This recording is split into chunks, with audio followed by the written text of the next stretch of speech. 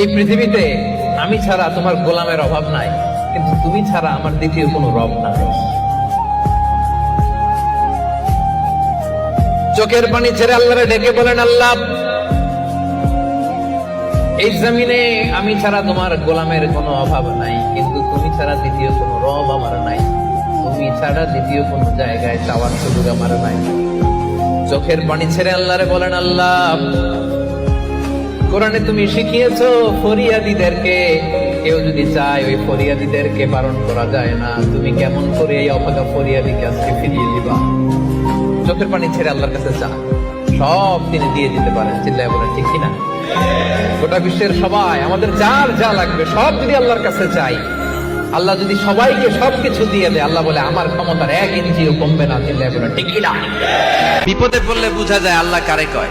আমি একবার বিপদে